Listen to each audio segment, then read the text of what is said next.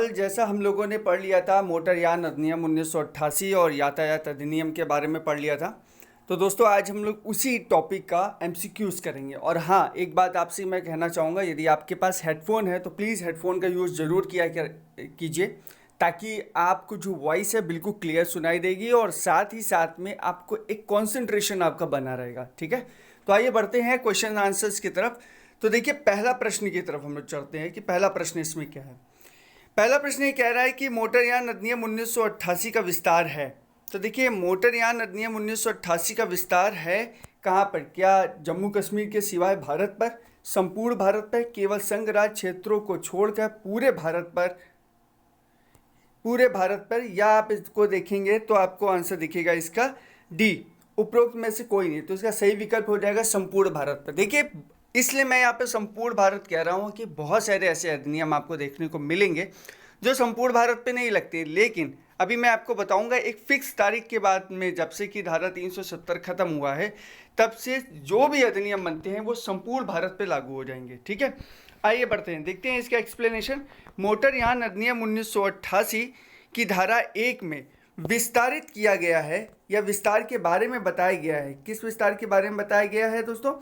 कि इस अधिनियम का विस्तार संपूर्ण भारत पर होगा और इसमें राज्य एवं संघ राज्य क्षेत्र भी शामिल है। समझ गए? अब हमारे पास कितने राज्य हैं? 28 राज्य हैं। और कितने संघ शासित प्रदेश हैं? 8 हैं। ठीक है, पहले 29 राज्य हुआ करते थे और 7 केंद्र शासित प्रदेश हुआ करते थे। चलिए बढ़ते हैं क्वेश्चन नंबर 2 की तरफ। क्वेश्चन नंबर 2 है कि यह अधिनियम कब लागू हुआ? कल मैंने आपको पढ़ाया था, यह अधिनियम लागू हुआ 1 जुलाई 1989 के अंतर्गत। ठीक है, तो आपको इसमें थोड़ा एक्सप्लेनेशन आइए इसका देख लेते हैं।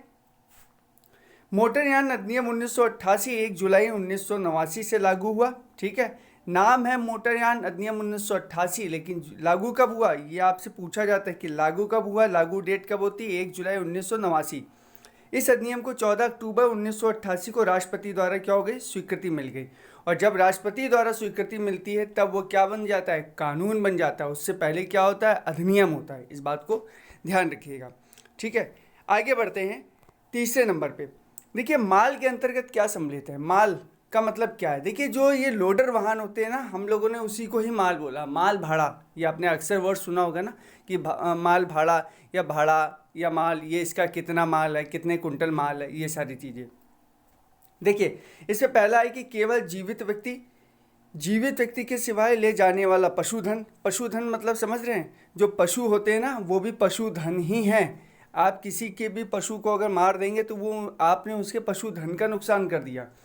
मोटर कार या मोटर कार से संबंधित किसी ट्रेलर में वहन किए जाने वाले कोई चीज़ जिसमें यात्रियों का निजी सामान नहीं है। और डी वाला ऑप्शन है, ए और बी दोनों। देखिए, इसका तो सही विकल्प होगा, मैंने आपको बता दिया सही विकल्प इसका दोस्तों क्या होगा? डी ऑप्शन में इसका बिल्कुल सही विकल्प होगा। ठीक है, इसका एक्सप्लेनेशन थोड़ा देखते हैं दोस्तों। एक्सप्लेनेशन में आप समझिए इसमें कि मोटरयान अधिनियम जो है, जो धारा है, धारा आपको बताई जा रही है 2। ठीक है, धारा 2 के अंतर्गत क्या बोला गया? धारा 2 के उपधारा 13, ये याद रखिएगा, बहुत इंपॉर्टेंट है, आपको रटनी पड़ेगी और ज़बरदस्त रटनी पड़ेगी। और मैं आपको पूरी घटना चक्र करा रहा हूँ, आपको रट लीजिए बस। आपको पेपर क्रैक करना, आपको पीएचडी नहीं करनी। धारा 2 की उपधारा 13 में माल को परिभाषित किया गया है। इसके अनुसार माल जो शामिल करता है वो पशुधन और कोई वस्तु सामान्य गाड़ी के साथ प्रयोग किए जाने वाले उपकरण से अन्यथा है, जो गाड़ी द्वारा जीवित व्यक्तियों को छोड़कर लाई गई है, किंतु किसी मोटर कार या मोटर कार से संबंधित किसी ट्रेलर में लाई जाने वाली यात्रियों के व्यक्तिगत सामान को शामिल नहीं किया जाता है। देखिए, माल क्या है, इसको बहुत ही सरल शब्दों में बता दूं। धारा 2 की उपधारा 13 में ये कहा गया है कि जो माल शब्द है इसका मतलब होता है पशुधन और कोई उसके साथ में कोई वस्तु। ठीक है, जो गाड़ी द्वारा लिया जा रहा है। अब देखिए, गाड़ी के जो अपने उसके इक्विपमेंट्स होते हैं, जैसे गाड़ी का अपना स्टेपनिक हो गया। ठीक है, गाड़ी के और भी चीज़ होते हैं जिसके थ्रू गाड़ी चलती है या गाड़ी ख़राब हो जाती है, उसको माल में काउंट नहीं किया जाता है।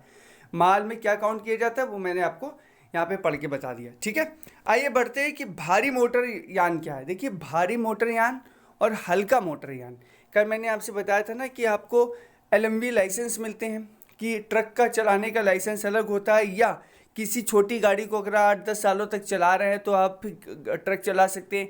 कहा जाता है कि जितना पुराना लाइसेंस होगा लाइसेंस उतना ही अच्छा माना जाता है, मतलब आपका तजुर्बा ज़्यादा है और आप उस तजुर्बे के दम पे बहुत सारा बीमा लोन भी फाइनेंस करा सकते हैं। अभी बहुतों को नहीं पता है कि जो आप का जो लाइसेंस होता है वो लाइसेंस बहुत पुराने होने का क्या फ़ायदा। लोगों को लगता है कोई फ़ायदा नहीं है, लेकिन हकीकत में फ़ायदा ये है कि आपको जॉब की प्रायोरिटी ज़्यादा मिलती है प्राइवेट सेक्टर में।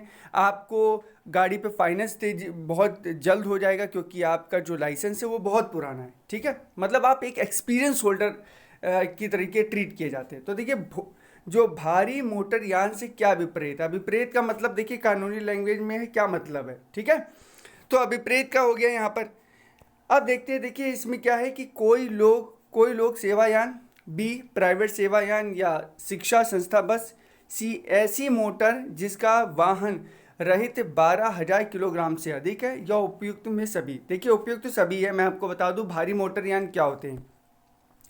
धारा 2 की उपधारा 17 में ये बोला गया है कि भारी मोटर यान के बारे में पूरी बात बताई गई। क्या होते हैं भारी मोटर यान, कि भाई धारा 2 की उपधारा 17 में वो भारी मोटर यान होंगे जो ऐसे प्राइवेट यान, ऐसे शिक्षा संस्थान में लगे हुए यान, या कोई ऐसी बस या कोई ओमनी बस, या ओमनी बस का मतलब ये ओमनी कार मत समझ लेना। ओमनी बस का मतलब है जो सभी सेक्टर को टच करती है, कि अगर ज़रूरत पड़ती है तो स्कूल के बच्चों को भी ले जाती है, ज़रूरत पड़ती है तो लोगों को भी इधर से उधर ले जाती है, जैसे बस ये ओमनी है। तो इसमें ये कहा गया है कि अगर इसका सकल भार, समझ रहे हैं, अगर इसका सकल भार या ऐसी मोटर का जिसका लदान रहित भार 12,000 किलोग्राम से अधिक है, समझ लीजिए अगर 12,000 किलोग्राम से अधिक है या 12,000 किलोग्राम है, समझ लीजिए, तो क्या होगा, आपकी जो गाड़ी है वो भारी मोटर यान के अंतर्गत आएगी। और भारी मोटर यान किस धारा के अंतर्गत बताया गया है, भारी मोटर यान बताया गया आपको धारा 2 की उपधारा 17 के अंतर्गत। आई होप आपको समझ में आ गया होगा। बढ़ते हैं नेक्स्ट प्रश्न के ऊपर। अब क्योंकि भारी की बात करें तो हल्का मोटर यान की बात करना लाजमी है कि हल्का मोटर यान क्या होता है। देखिए हल्का मोटर यान होता है, पहला ऑप्शन है कि ऐसा कोई परिवहन या बस जिसका लदान रहित, लदान रहित का मतलब समझते हैं, लदान रहित का मतलब उसके ऊपर कोई भी भार ना हो, लदान रहित, लदान को हटा दिया, भार 7500 किलोग्राम से अधिक हो, ठीक। बी ऑप्शन में दिया गया ऐसा कोई यान या बस जिसका लदान रहित 7500 किलोग्राम से अधिक नहीं हो, ठीक। आइए जरा अपने ऑप्शन सी को भी देखते हैं। सी वाले ऑप्शन में है कि ऐसा कोई ट्रैक्टर या मोटर कार या रोड रोलर जो कि 7500 किलोग्राम से अधिक नहीं हो, और डी में है उपयुक्त में बी और सी। तो देखिए आपको दिख रहा है कि इसका आंसर जो है वो बी और सी है। देखिए क्या है बी और सी, जैसे अभी मैंने आपको बताया था भारी मोटर यान, भारी मोटर यान में क्या होता है, जो कि 12,000 से ऊपर हो, 12,000 या 12,000 से ऊपर हो, लदान रहित, वो भारी मोटर यान में आएगा। लेकिन देखिए हल्का मोटर यान क्या कहता है, हल्का मोटर यान की डेफिनेशन ये है कि 1988 धारा के अधिनियम के अंतर्गत धारा 2 की उपधारा 21 में हल्का मोटर यान, जिसको एलएमवी बोलते हैं, कल मैंने आपको बताया था एलएमवी का मतलब होता है लाइट मोटर व्हीकल, इससे पहले वाले लेक्चर में, ठीक है, परिभाषित किया गया है। परिभाषा इस प्रकार की है कि हल्का मोटर यान से परिवहन यान या ओमनी बस अभिप्रेत है जिसमें से किसी एक या एक से अधिक मोटर का कुल वजन, या ट्रैक्टर या रोड रोलर जिसमें किसी का गैर लदान वजन 7500 किलोग्राम से अधिक नहीं है। देखिए वहाँ पर था भारी मोटर वाहन में 12,000 किलोग्राम या उससे अधिक, लेकिन इसमें क्या है 75 किलोग्राम से कम। इस बात को ध्यान रखना है, यहाँ 7500 किलोग्राम से कम हो, लेकिन वहाँ भारी मोटर वाहन में 12,000 किलोग्राम या उससे अधिक हो। ये बात ध्यान रखना, आपसे पूछा जाएगा ऐसे स्टेटमेंट के थ्रू। ये सारे एग्जाम में आए हुए क्वेश्चन है, आप गूगल पे जाके कोई क्वेश्चन पेपर डाउनलोड कर सकते हैं, उससे क्वेश्चन को मैच भी कर सकते हैं।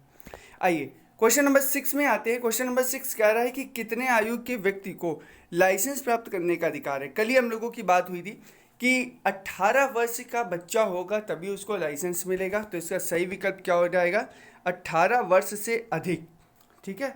18 वर्ष से अधिक या 18 वर्ष 7 महीने भी हो गए तो भी लाइसेंस मिल जाता है, ठीक है। ये बात बहुत टेक्निकल है, बहुत छोटी, बहुत ही टेक्निकल बात मैंने आपको बताई है कि अगर आप 18 वर्ष 8 महीने के भी हैं, 7 महीने के भी हैं, मतलब 18 वर्ष 6 महीने से ऊपर है, क्योंकि 1 साल में 12 होते और इसमें आप 6 महीने से भी ऊपर है तो आप मान लिए जाएंगे कि 18 प्लस हो गए, और 18 प्लस होगा तो आपको लाइसेंस मिल जाएगा।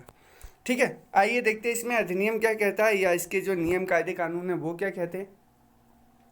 देखिए उसके अंतर्गत है कि मोटर यान अधिनियम की जो धारा 4 है, ठीक है, जो धारा 4 है वो आयु सीमा को निर्धारित करती है। मतलब वो लाइसेंस के बारे में नहीं बताती, वो आयु सीमा के बारे में बताती है। लाइसेंस के बारे में हम अभी देखेंगे, कल हम लोगों ने धारा 3 पढ़ा था जो लाइसेंस के बारे में। धारा 4 में क्या है, मोटर यान अधिनियम जो है उसमें धारा 4 ये कहता है कि कोई व्यक्ति 18 का होगा तब हम लाइसेंस देंगे। वो लाइसेंस के बारे में 3 में बोल रहा है, लेकिन कब कितने साल का होगा उसके बारे में धारा 4 में बोल रहा है। तो 18 वर्ष से कम आयु का है या किसी सार्वजनिक स्थान पर मोटर यान नहीं चलाएगा, और इसके बारे में भी इन्होंने बता दिया। ठीक है, अब आते हैं क्वेश्चन नंबर 7। कल हम लोग इस पर डिस्कस भी कर रहे थे, देखते हैं क्या है। क्वेश्चन नंबर 7 ये कहता है कि 50 सीसी तक के इंजन वाले वाहन को कौन चला सकेगा। क्या 50 सीसी के इंजन वाले वाहन को कौन चला सकता है। हालांकि 50 सीसी के इंजन की गाड़ी मतलब बहुत ही हल्की गाड़ी होगी तो उसको तो कोई नहीं चलाएगा, क्योंकि आजकल जो भी बाइक्स है लगभग 150 सीसी से तो नीचे कोई लेता ही नहीं है।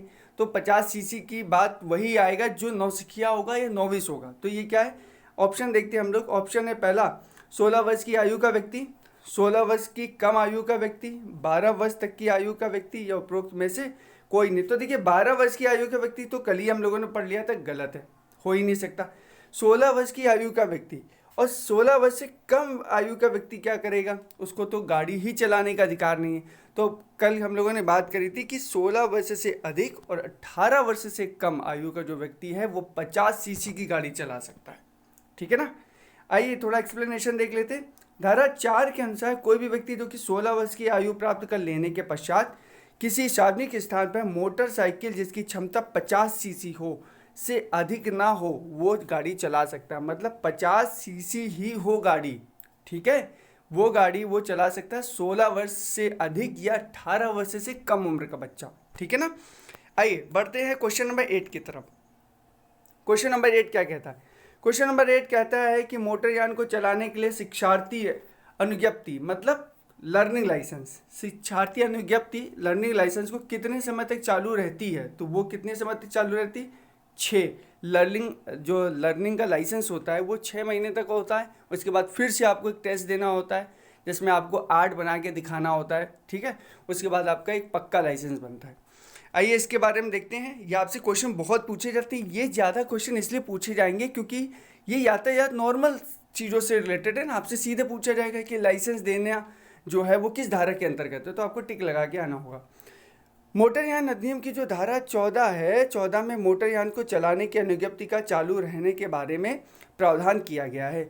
और इस अधिनियम की के अधीन दी गई अनुज्ञप्ति का मतलब दोस्तों क्या है, लर्निंग लाइसेंस इस अधिनियम के अन्य उपबंधों के अधीन रहते हुए अनुज्ञप्ति दिए जाने की तारीख से 6 महीने की अवधि तक प्रभावी रहेगा। मतलब जब भी आपको दे दिया गया इसमें लाइसेंस वो सिर्फ 6 महीने तक होगा। अगर आपने जनवरी में लिया तो जनवरी में आप 6 जोड़ेंगे तो आ जाएगा जुलाई, तो आपको 1 जुलाई को जाके उसको रिन्यू कराना होगा। ठीक है, या अपने दूसरा एक टेस्ट देना होगा। बढ़ते हैं नेक्स्ट क्वेश्चन की तरफ दोस्तों। अब देखिए नेक्स्ट क्वेश्चन क्या है। इस क्वेश्चन में देखिए है कि कोई व्यक्ति कंडक्टर के रूप में तभी काम कर सकेगा जब उसके पास क्या होना चाहिए। जो आपको दिखते हैं ना, सरकारी कंडक्टर की बात हो रही और प्राइवेट कंडक्टर की भी बात हो रही है, दोनों कंडक्टर की बात हो रही है। तो देखिए इसमें क्या है, पहला है कि प्रभावी कंडक्टर अनुज्ञप्ति हो। अनुज्ञप्ति का मतलब समझते हैं, अभी जो बार जहाँ पे भी अनुज्ञप्ति आएगी आप समझ जाइएगा लाइसेंस के बारे में बात हो रही। प्रभावी कंडक्टर अनुज्ञप्ति हो, कंडक्टर के रूप में कार्य करने के लिए उसे प्राधिकृत करने के लिए उसके नाम दी गई हो, या ए और बी दोनों। तो देखिए कोई भी व्यक्ति कंडक्टर के रूप में काम तभी कर सकेगा जब उसके पास एक तो कंडक्टर लाइसेंस हो, ठीक, और दूसरी बात उसे किसी प्राधिकृत करना मतलब किसी भी अधिकारी के द्वारा उसको क्या अपॉइंट किया गया हो। ठीक है, ऐसा उसको अपॉइंटमेंट लेटर दिया गया हो, तभी वो कंडक्टर के रूप में काम कर पाएगा। अब थोड़ा इसका कानूनी दांव पेच देख लेते हैं दोस्तों। मोटरयान अधिनियम, देखिए इतनी बार मोटरयान अधिनियम लिख के आ जाएगा ना कि आपको याद हो जाएगा। आपसे सीधा पूछा जाता है कि मोटरयान अधिनियम कब आया, 1988। तो मोटरयान अधिनियम 1988 की धारा 29 में कंडक्टर लाइसेंस की आवश्यकता के बारे में प्रावधान किया गया है कि कोई व्यक्ति किसी मंजिली गाड़ी के कंडक्टर के रूप में तभी काम कर पाएगा जब उसके पास में कंडक्टर लाइसेंस होगा, और ऐसे कंडक्टर लाइसेंस होगा जो उसे प्राधिकृत करने के लिए उसके नाम दिया गया हो। मतलब उसके नाम से कंडक्टर लाइसेंस होना चाहिए। ये पड़ोसी या घर का कोई कंडक्टर लाइसेंस नहीं चलेगा, ठीक है, कि आप किसी घर का उठा लाए कंडक्टर लाइसेंस और आप कंडक्टरी कर रहे हैं। ये बात समझ लीजिएगा। आइए क्वेश्चन नंबर 10 की तरफ बढ़ते हैं। क्वेश्चन नंबर 10 क्या कहता है? क्वेश्चन नंबर 10 ये कहता है कि कब कंडक्टर अनुज्ञप्ति, अनुज्ञप्ति का मतलब क्या होता है कि कंडक्टर का लाइसेंस, कब कंडक्टर लाइसेंस देने के अनुज्ञापन प्राधिकारी द्वारा इनकार किया जाता है। अधिकारी है, अब वो कब आपके कंडक्टर लाइसेंस को कह देगा कि नहीं तुमको कंडक्टरी नहीं करने देंगे, तुमको लाइसेंस ही नहीं देंगे। कौन कौन सी ऐसी कंडीशंस आएंगी? अब देखिए, पहला है इसे आवेदक के पास न्यूनतम शैक्षणिक अर्हता नहीं है। मतलब जितना मांगा गया है उसमें पढ़ाई लिखाई कम से कम इतनी तो पढ़ाई लिखाई हो ना उसके पास में कि वो चीज़ों को याद कर पाए, वो चीज़ों को टिकट दे पाए, वो पैसा याद करके रख पाए अपने पास, इतनी तो उसके पास हो ही ज्ञान। इसके बाद बी वाले में क्या है कि आवेदन के चिकित्सा प्रमाण पत्र से यह स्पष्ट होता है कि वो कंडक्टर के रूप में कार्य करने के लिए शारीरिक दृष्टि से ठीक हालत में नहीं है। और तीसरा विकल्प यहाँ पर है कि आवेदक द्वारा धारित करने से पहले कोई कंडक्टर अनुज्ञप्ति मतलब रिवोक की गई है। देखिए इस बात को समझिए। और चौथा है उपयुक्त में से सभी दशाओं में। देखिए क्या है कि अगर आपको कोई भी अधिकारी या अनुज्ञापन प्राधिकारी आपको कंडक्टरी लाइसेंस देने से मना कर रहा है तो उसके रीजंस क्या क्या हो सकते हैं? उसके रीजंस हो सकते हैं कि आपके पास वो शैक्षणिक योग्यता नहीं है, ठीक है, कि आप कंडक्टरी के लिए एलिजिबल हों। भाई वहाँ पे भी तो पढ़ाई लिखाई का काम है। आप किसी से पैसा ले लेंगे, किसी सवारी से कैसी कितनी किससे बात करनी है, उसका लहजा क्या है, आपके पास आपको पैसा मिल गया, वो पैसा आप दे भी तो पाएँ। आपने पैसा तो ले लिया टिकट का, लेकिन अब टिकट का पैसा ही नहीं काउंट कर पा रहे हैं, तो इसके लिए पढ़ाई लिखाई जरूरी है। तो पहला क्या है कि यदि आवेदक के पास न्यूनतम शैक्षणिक अर्हता नहीं है तो भी उसको क्या नहीं दिया जाएगा, ठीक है। दूसरे के अंतर्गत हम लोग देखेंगे कि दूसरा आवेदक के पास अगर देखा जाए कि शैक्षणिक योग्यता नहीं है, अगर उसको डॉक्टर ने मना कर दिया है कि ये अभी लायक ही नहीं है, ये कैसे खड़े रह के बात कर पाए, ये बात ही नहीं कर पाते, उनको कोई विशेष प्रकार की बीमारी है तो उसके तहत वो खड़े नहीं हो सकते, बोल नहीं सकती। या तीसरा आवेदक द्वारा पहले कोई कंडक्टर अनुज्ञप्ति की गई है। मतलब प्रतिसंगत का मतलब होता है कि उसको रोक दिया गया है किसी कारणवश या नहीं दिया गया है। तो उपयुक्त दशाओं में ये सारी दशाएं उसमें काउंट होंगी और उसको अनुज्ञप्ति जो प्राधिकार अधिकारी है वो इनकार कर देगा। क्वेश्चन नंबर चलते हैं हम लोग, इसी का थोड़ा एक्सप्लेनेशन देख लेते हैं। देखिए इसमें और डिटेल से चीज़ें दी गई हैं जो आपको अगले एग्जाम में मान लीजिएगा क्वेश्चन घुमा के दे दिया जाए, ऑप्शन घुमा के रख दिया जाए तो आप चीज़ों को टैकल कर पाएँ। तो इसमें क्या बोला गया? इसमें बोला ये गया है कि मोटर यान अधिनियम 1988 की धारा 31 में परिचालक का मतलब क्या होता है? कंडक्टर, ठीक है। परिचालक के लिए बोला गया है कि अनुज्ञप्ति देने हेतु निस्तंताएं देखिए हिंदी में कितना कठिन है, लेकिन इंग्लिश में इसको डिस्क्वालिफिकेशन बोलते हैं, संबंधित प्रावधान दिए गए। 18 वर्ष से कम आयु का कोई भी व्यक्ति जो परिचालक का लाइसेंस नहीं धारण करेगा, ठीक है ना। अब इसके अनुसार क्या अनुज्ञापन प्राधिकारी एक परिचालक लाइसेंस जारी करने से इनकार कर सकता है? किन किन कंडीशन में? पहला कंडीशन होगा यदि आवेदक न्यूनतम शैक्षणिक योग्यता को धारण नहीं करता है, ठीक है। अगर वो न्यूनतम शैक्षणिक योग्यता को धारण नहीं करता है तो उसको नहीं देगा। यदि आवेदक द्वारा प्रस्तुत जो चिकित्सीय प्रमाण पत्र है, जो कि वो कहीं से चिकित्सा प्रमाण पत्र अपना लेके आएगा तभी उसको लाइसेंस मिलता है, तो इसके लिए वो परिचालक के रूप में कार्य करने के लिए शारीरिक रूप से अयोग्य है। मतलब उसको शरीर उसका काम नहीं करता, डॉक्टर ने ऐसा लिख के दिया है कि ये अयोग्य है, इनको किसी भी काम में ऐसे काम में नहीं लगाया जाए जिसमें इनसे मेहनत ली जाए। तीसरा, यदि आवेदक द्वारा धारित किसी परिचालक लाइसेंस का पूर्व में प्रतिसंहरण कर लिया गया है, ठीक है, तो इन 3 कंडीशंस के अंतर्गत उसको लाइसेंस नहीं मिलेगा। आई होप आपको समझ में आ गया होगा। बढ़ते हैं क्वेश्चन नंबर 11 की तरफ। कहा गया कब रजिस्ट्रीकरण रद्द किया जा सकता है, ठीक है। रजिस्ट्रीकरण कब किया जा सकता है रद्द? रजिस्ट्रीकरण का मतलब समझ रहे हैं यहाँ पे? मतलब गाड़ी का रजिस्ट्रीकरण, कोई गाड़ियाँ होती ना उसका रजिस्ट्रीकरण ख़त्म कर देते हैं। हर एक गाड़ी का अपना रजिस्ट्रेशन नंबर होता है, उस रजिस्ट्रेशन के बाद उसकी गाड़ी की चेकअप होती है। अगर वो चेकअप में वो खरे मापदंडों पर उतरता है, अगर आपने उस पर लगातार मेंटेनेंस कराया हुआ है तो गाड़ी का रजिस्ट्रेशन जो होगा वो एक्सटेंड हो जाएगा, बढ़ा दिया जाएगा। और अगर आपने उसको मेंटेनेंस नहीं करते तो गाड़ी क्या हो जाएगी, उसको कैंसिल कर दिया जाएगा, फिर वो रोड पे चलने लायक नहीं बचती। तभी कहा जाता है कि लगातार गाड़ी को क्या करना चाहिए, सर्विस कराते रहने चाहिए ताकि वो कबाड़ ना बन जाए कहीं। अब देखिए क्या है, जब मोटर यान नष्ट हो गया हो या उपयोग लायक नहीं रह गया हो, कब रजिस्ट्रीकरण या रजिस्ट्रेशन उसका रद्द किया जा सकता है। बी है, जब वाहन के उपयोग से उसकी परीक्षा के बाद यह साबित हो जाए कि उसके उपयोग से साधारण जनता को खतरा है। सी, यदि वाहन को बाहर ले जाया जाता है और उपरोक्त में से दिया गया है सभी स्थिति में, तो इसका सही विकल्प क्या है, सभी स्थिति में। देखिए, अगर लग जाए गाड़ी का मोटर, उसको मोटर यान है उसका अगर चेकअप किया जाए तो उसमें पता चले कि ये तो चलने लायक ही नहीं है, ये तो खूब धुआं फेंकती है। दूसरे में अगर ये जाती है तो इसके ब्रेक भी नहीं काम करते हैं, इसके इंटरनल इतनी चीज़ें ख़राब हो चुकी हैं जिन्हें ठीक नहीं किया जा सकता है। और अगर वो वाहन देश से बाहर आता जाता है तब इसको बहुत चांसेस होते हैं उसका जो रजिस्ट्रेशन नंबर उसको रद्द करने के। ठीक है, अब हम लोग इसके बारे में थोड़ा और डिटेल से देख लेते हैं। आइए देखते हैं।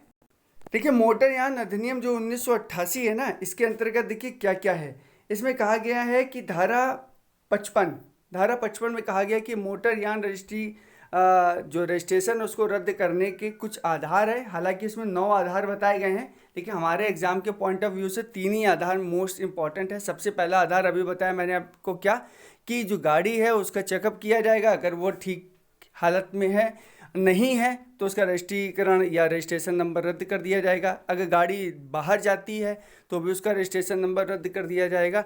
और अगर गाड़ी चलने लायक ही नहीं है, उसके अंदर कुछ ऐसी इंटरनल खामियां आ गई हैं जिसके चलते वो कभी नुकसान दे सकती है, वो आउट ऑफ कंट्रोल हो सकती है। जैसे गाड़ी का एक शॉकर ख़राब हो जाना जिससे वो गाड़ी बहकती है, एक तरफ भागती है, तो इसके चलते उसको जो उसका रजिस्ट्रेशन नंबर उसको बंद किया जा सकता है। ठीक है ना। आइए बढ़ते हैं क्वेश्चन नंबर 12 की तरफ। 12 नंबर क्वेश्चन कहता है कि जब किसी मोटर यान की आयु सीमा कौन नियत करेगा। इसका मतलब है कि कोई भी गाड़ियां कब तक चलाई जा सकेंगी। ये जैसे अभी आपने देखा ना, BS4 आई, BS4 के बाद BS6 आ गई बहुत ही जल्दी। तो इन गाड़ियों को क्या है कि इनके लिए एक वो टाइम पीरियड बनाया जाता है कि कौन सी गाड़ी कितने दिनों तक चलाई जाएगी। तो देखिए, क्या केंद्र सरकार करेगी, राज्य सरकार करेगी, न्यायालय करेगा या परिवहन करेगा। तो दोस्तों, केंद्र सरकार करती है कि कोई भी गाड़ी कितने समय तक चलाई जाएगी। अब देखिए एक्सप्लेनेशन देखते हैं। मोटर यान अधिनियम की धारा 59, ठीक है, 59 के अंतर्गत क्या बोला गया है कि केंद्र सरकार इस बात को पुष्टि करेगी कि कोई गाड़ी की आयु सीमा कितनी होगी, उसका जो टाइम पीरियड है वो कितना होगा। अभी देख रहे हैं लगातार इलेक्ट्रिक गाड़ियां आ रही हैं। अभी टाटा ने अपनी इलेक्ट्रिक गाड़ी निकाल दी है, अदर जो ब्रांड्स हैं उन्होंने अपनी TVS की अपनी इलेक्ट्रिक बाइक है। तो इन सब को प्रमोट करने के लिए जल्द ही हम लोग डीजल और कार जो पेट्रोल वाली गाड़ियां हैं उनको जल्द ही हम लोग बाय करने वाले हैं, क्योंकि अभी इलेक्ट्रिक जो गाड़ियां आ गई हैं ये 1 रुपये पर किलोमीटर से भी कम में आपको जो आपका ट्रैवल्स है उसको अच्छा बनाएंगी। ठीक है, आइए बात करते हैं हम लोग 13 के अंतर्गत। क्वेश्चन नंबर 13 क्या है, चुराए गए और बरामद किए गए। मान लीजिए आप पुलिस वाले हैं और आपको एक गाड़ी मिल जाती है खड़ी हुई, ठीक है, जिसको हम लोग बोलते हैं एक तरीके से लावारिस गाड़ी बोलते हैं ना, कि लावारिस गाड़ी खड़ी हुई है। तो उस कंडीशन में ये बताइए कि अगर आपको गाड़ी मिल गई तो आप क्या करेंगे उस गाड़ी का।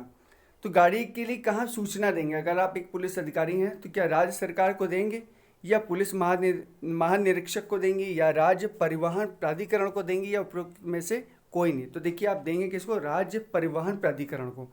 ठीक है, अब राज्य परिवहन प्राधिकरण जिसको RTO ऑफिस के थ्रू वो फिर वेरीफाई होगी कि ये गाड़ी नंबर किसके नाम पे रजिस्ट्रेशन है, रजिस्ट्रेशन नंबर देखा जाएगा, तब उस व्यक्ति को इन्फॉर्म किया जाएगा। ऐसी बहुत सारी गाड़ियाँ आपको देखने को मिलेगी कि किसी से चुराई गई और चुरा के कोई उनमें कांड किया गया, कि कोई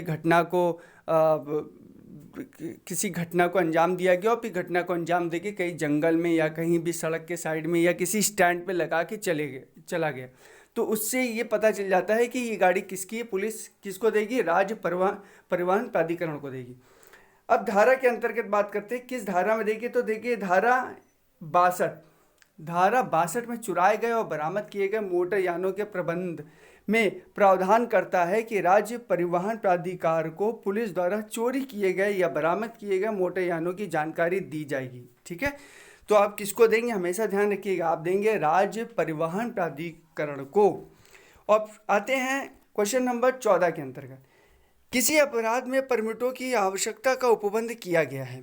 ठीक है, अभी मैंने आपको बताया था कल, हालांकि परमिट बताया था, लेकिन परमिट के बारे में अभी हम लोग देखेंगे कि हम लोगों ने कल बात करी थी अस्थायी परमिट के बारे में, लास्ट लेक्चर की बात है अस्थायी परमिट। अगर नहीं देखा है तो आई बटन ऊपर आ रहा है, उस आई बटन को क्लिक करिएगा और आप पहली वाली वीडियो में चले जाएंगे, वहाँ पे पढ़िएगा उस वाले पूरे चैप्टर को, तब आपको इसके एमसीक्यू समझ में आएंगे।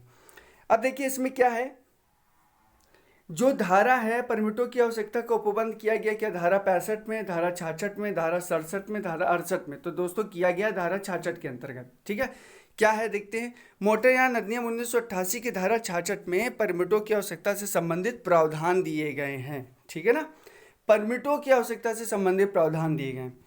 आइए बढ़ते हैं क्वेश्चन नंबर 15 की तरफ। क्वेश्चन नंबर जो 15 है वो क्या है, परमिटों के लिए संबंधित आवेदन किया जाता है। जो परमिट अगर आपको लेना है गाड़ी का परमिट समझते हैं ना, कि एक जगह से दूसरी जगह चलाना है तो परमिट लेना पड़ता है कि भाई हमारा परमिट है। अगर कहाँ मान लीजिए आपको बिहार में कहीं पे चलाना है तो बिहार से लेके बिहार के दूसरे शहर चलाने के लिए या बिहार के अपनी जगह पे चलाने के लिए एक परमिट मिलता है, परमिट लाइसेंस मिलता है। ठीक है, और इसको आपको कहाँ से मिलेगा, तो देखिए क्या पहला है, राज्य परिवहन प्राधिकरण को, प्रदेश के प्रादेशिक परिवहन प्राधिकरण को, परिवहन विभाग को, या राज्य सरकार को। तो ये मिलेगा बी, प्रदेश के प्रादेशिक परिवहन प्राधिकरण को। ठीक है, आइए इसके ऊपर जरा एक्सप्लेनेशन इसका देख लेते हैं। मोटरयान अधिनियम, अभी मैंने आपको बताया ना, इतनी बार मोटरयान अधिनियम आएगा कि आपको रट जाएगा, या रट भी गया होगा। 1988 की धारा 69 में परमिटों के लिए आवेदन संबंधी साधारण उपबंध किया गया है। परमिटों के लिए प्रत्येक आवेदन उस प्रदेश के प्रादेशिक परिवहन प्राधिकरण को किया जाएगा जिसमें यान या यानों को उपयोग में लाना प्रतिस्थापित है। ठीक है, क्वेश्चन नंबर 16 में आते हैं। क्वेश्चन नंबर 16 में बोला गया, कल मैंने आपको लास्ट वाले लेक्चर में आपको बोला हुआ था मैंने कि अस्थायी रूप से परमिट क्या होते हैं, कल मैंने उसके बारे में बताया था। देखिए आज उसका एक्सप्लेनेशन भी है इसमें, इस क्वेश्चन में। मैं जो भी यहाँ बताऊँगा वो सारे के सारे यूपीएसआई में आए हुए क्वेश्चन हैं। इनको बिल्कुल आप जैसे दवाई होती है ना, उसको घोट के पी जाते हैं, बिल्कुल पी जाने की जरूरत है, क्योंकि इससे 2 क्वेश्चन पक्के आएंगे। अभी मैं बताऊंगा आपको 2 क्वेश्चन कहाँ से आएंगे, एक क्वेश्चन तो यहाँ से आएगा। अब देखते हैं इसका एक्सप्लेनेशन देखते हैं। देखिए अस्थायी रूप से परमिट किन अवस्थाओं में दिया जा सकेगा। पहला है यात्रियों को विशेष अवसर पे, मेले या धार्मिक सम्मेलनों में जाने हेतु। दूसरा है मौसम कारोबार हेतु, विशेष अस्थायी आवश्यकता की पूर्ति हेतु। तीसरा है परमिट के नवीनीकरण के आवेदन पे विनिश्चय लंबित करने तक, या डी है उपरोक्त सभी। तो देखिए दोस्तों, उपरोक्त सभी में दिया जाएगा। मैंने कल आपसे बताया था कि लास्ट वाले लेक्चर में बताया था कि जो यात्रियों की विशेष अवसर है वहाँ पे दिया जा सकता है, कोई मेला लग रहा है वहाँ पे दिया जा सकता है, कोई फसल है, फसल की उत्पादकता ज़्यादा है, उसको इधर से और बाजार में ले जाने के लिए दिया जा सकता है, चुनाव के दौरान दिया जा सकता है अस्थायी परमिट, तो उसका जिक्र है। ये किसमें है, डी। तो ये इसमें मतलब ये सारे जो ABC तीनों पॉइंट है इन सब में दिया जाएगा। आइए दोस्तों इसका जरा एक्सप्लेनेशन देख लेते हैं कि और इसमें क्या कानूनी दांव पेच है जो आपको समझने की जरूरत है। देखिए मोटरयान अधिनियम जो कि 1988 है, ठीक है 1988 है, इसमें धारा 87 में अस्थायी परमिट का, जिसको टेम्परेरी परमिट बोलते हैं, का उपबंध किया गया है। प्रादेशिक परिवहन प्राधिकारी और राज्य परिवहन प्राधिकारी की धारा 80 के तहत अधिकथित प्रक्रिया का अनुसरण किए बिना ऐसे परमिट दे सकेगा जो हर मामले में अधिक से अधिक 4 माह की अवधि के लिए प्रभावी होंगे। ठीक, मतलब मैक्सिमम कितना, हद से हद तक 4 माह। मिनिमम का क्या है, आप 1 दिन का ले सकते हैं, 5 दिन का ले सकते हैं, लेकिन मैक्सिमम कितना है, 4 महीने। ये याद रखिएगा, ऐसे कंफ्यूज क्रिएट कराता है क्वेश्चन पेपर में। ठीक है, कंफ्यूजन का क्रिएट ऐसी होती है कि जब हमको चीज़ें इन डेप्थ नहीं पता होती। अस्थायी रूप से परिवहन यान का जो उपयोग है वो निम्नलिखित के लिए प्राधिकृत किया जाएगा। अब क्यों दिया जाएगा उसके बारे में बताया जा रहा है। पहला है यात्रियों की विशेष अवसर पर। बिल्कुल सही बात है, कोई यात्री का विशेष अवसर है, जैसे कि कौन सा है, मेला लग गया है, कोई धार्मिक सम्मेलन है, वहाँ के लिए दिया जाएगा। मौसम कारोबारी, मतलब आपको आम के समय में बहुत आम हो गया है, अब किसान को अपने खेत से शहर ले जाना है, तो अब उसको कम से कम बहुत बड़ा खेत है तो उसको बहुत सारी गाड़ियों की ज़रूरत पड़ेगी, वो एक ही दिन में चाहता है कि सारा आम, क्योंकि मंडी एक ही दिन लगती है तो चाहता है कि वो एक दिन में जाके सारा आम अपना बेच ले, तो उसको वहाँ जाना पड़ेगा। कई कई गांव ऐसे हैं कि यहाँ पे सिर्फ वही काम होता है। तीसरे में क्या है कि किसी विशिष्ट अस्थायी आवश्यकता की पूर्ति के लिए। और चौथा है तुम्हारा परमिट के नवीनीकरण के आवेदक पर विनिश्चय लंबित करने तक के लिए। और इस ऐसे किसी परमिट पर ऐसी शर्त लगा सकेगा जो वे ठीक समझते हैं। ठीक है, तो ये सारे पॉइंट्स के अंतर्गत उसको अस्थायी परमिट मिल जाएगा। अब आते हैं क्वेश्चन नंबर 17 के ऊपर, जो कि है यातायात चिन्हों का अनुसरण करने का जो कर्तव्य है वो किस पे बताया गया है। वो बताया गया है दोस्तों 119 के अंतर्गत। ठीक है, धारा 119 के अंतर्गत इसके बारे में बताया गया है। आइए जरा धारा 119 के बारे में देख लेते हैं। देखिए, यातायात चिन्हों का अनुसरण करने का जो कर्तव्य है वो किस में बताया गया है, वो 119 के अंतर्गत बताया गया है। ठीक है, प्रश्न नंबर 18 देखेंगे कि कहा गया इसमें कि कब कोई ड्राइवर किसी वाहन को किसी सार्वजनिक स्थान पर खड़ा करके कुछ समय के लिए वहाँ से हट सकता है। आप लोग गाड़ी खड़ी कर देते ना चौराहे पे, साइड में, तो कब, कौन सी कंडीशंस है। तो कंडीशंस कानून की नज़रों में ये है कि उसमें आपको यान के चलाने के लिए साम्यक रूप से अनुज्ञप्ति ली है, उसने यान में ब्रेक लगा दिए हों, उसने वो सारे प्रबंध कर दिए गए हों जिससे यह उपाय हो गया है कि ड्राइवर की अनुपस्थिति में यान घटनावार चल नहीं सकेगा, या उपरोक्त में सभी, जिसको मैं बोल रहा हूँ डी ऑप्शन। तो देखिए इसका जो सही विकल्प होगा डी होगा, बिल्कुल सही बात है, क्योंकि गाड़ी में ब्रेक भी लगे हों और गाड़ी कोई ऐसी ना हो कि अचानक से चल जाए। तो इसके बारे में धारा 126 में बोला गया है कि आप किन कंडीशंस में गाड़ी को खड़ा करके और थोड़ी देर के लिए जा सकते हैं या कोई सामान ले सकते हैं। तो इसमें कहा गया है कि कोई भी व्यक्ति जो मोटर यान चला रहा है या उसका भार साधक है, भार साधक मतलब जो उसको चला के आया है, उसका भार को बैलेंस करते हुए आया है। कानूनी जो लैंग्वेज है, जो क्या कहते हैं मूल विधि है, इसमें इसी प्रकार की थोड़ी सी कठिन भाषाओं का यूज़ किया जाता है। उस यान को किसी सार्वजनिक स्थान में उस दशा के सिवाय खड़ा ना रखेगा या खड़ा करने की आशा ना देगा जब ड्राइवर की सीट पर ऐसा व्यक्ति है जो उस यान को चलाने के लिए सामूहिक रूप से अनुज्ञप्ति लिया। अनुज्ञप्ति का मतलब लाइसेंस, पहली बात उस व्यक्ति का लाइसेंस होना चाहिए जो वो गाड़ी चला के लाया है। ठीक है, उसके बाद क्या कहा गया है, अथवा इसकी अनुज्ञप्ति क्रिया बंद कर दी गई है। यांत्रिक क्रिया, यांत्रिक क्रिया का मतलब इंजन स्टार्ट नहीं है, बंद कर दिया गया हो और ब्रेक भी लगे हों या ऐसे अन्य उपाय कर लिए गए हैं जिससे यह सुनिश्चित हो जाए ड्राइवर को कि ड्राइवर की अनुपस्थिति के बिना ये नहीं घटनावश नहीं चल सकेगा। अगर ड्राइवर उस पर नहीं है तो ये गाड़ी नहीं चलेगी। बिल्कुल सिंपल सी लैंग्वेज आपको समझ में आ गई होगी, मैंने बहुत अच्छे से एक्सप्लेन भी कर दिया। आइए क्वेश्चन नंबर बढ़ते हैं हम लोग 19 की तरफ। क्वेश्चन नंबर 19 ये कहता है कि यह किस धारा में प्रावधान दिया गया है कि मोटरसाइकिल पर सिर्फ 2 व्यक्ति ही यात्रा कर सकेंगे। कल मैंने आपको बताया था धारा 126, धारा 127 या धारा 127 के बाद धारा 128, धारा 129।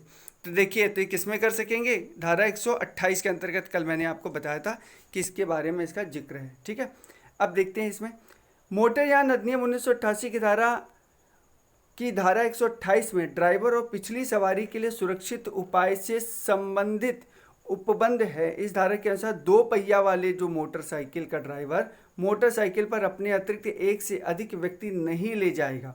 ठीक है ना, और ऐसा कोई ड्राइवर कि सीट के पीछे उपयुक्त सुरक्षा उपायों से दृढ़ता से लगी हुई समुचित सीट पर बैठकर ही ले जाएगा, अन्यथा नहीं। कहने मतलब है कि एक गाड़ी चला रहा है, एक ड्राइवर है, उसके पीछे सिर्फ एक ही व्यक्ति बैठेगा, 2 व्यक्ति नहीं बैठ सकते। अभी मैंने बताया किस धारा के अंतर्गत, 128 के अंतर्गत। ठीक है, बढ़ते हैं। कल ये भी मैंने प्रश्न का जिक्र किया था कि हेलमेट लगाने का प्रावधान किस धारा में दिया गया है कि आपको हेलमेट लगाना है, तो वो धारा 129 के अंतर्गत दिया गया। ये रट लीजिएगा कि धारा 129 के अंतर्गत क्या दिया गया दोस्तों, हेलमेट लगाने का प्रावधान दिया गया है। ठीक है, थोड़ा एक्सप्लेन देखते हैं।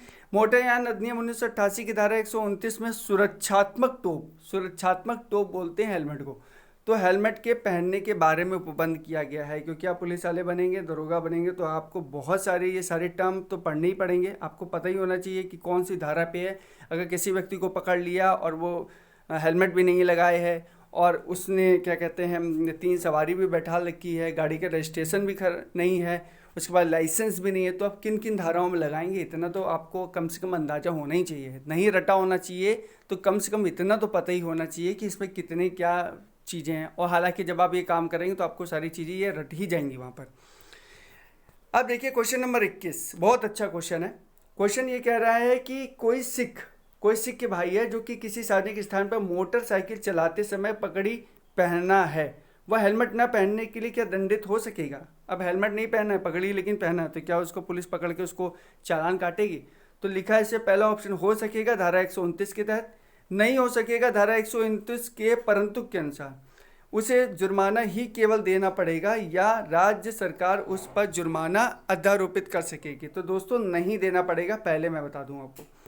धारा 129 के परंतु के मतलब होता है ना, क्यों ना होता, जिसको हम लोग बोलते हैं एक्सेप्शनल केस बोलते हैं, ठीक है। एक्सेप्शनल केस में बोला गया है कि कोई भी सिख के भाई जो कि पगड़ी पहनता है, वो धारा 129 के अंतर्गत अगर वो नहीं लगाया है, ठीक है, हेलमेट नहीं लगाया, तो उसको किसी भी तरीके से कोई भी दंड नहीं दिया जाएगा, क्योंकि वो तो ऑलरेडी अपने सर को कवर की है।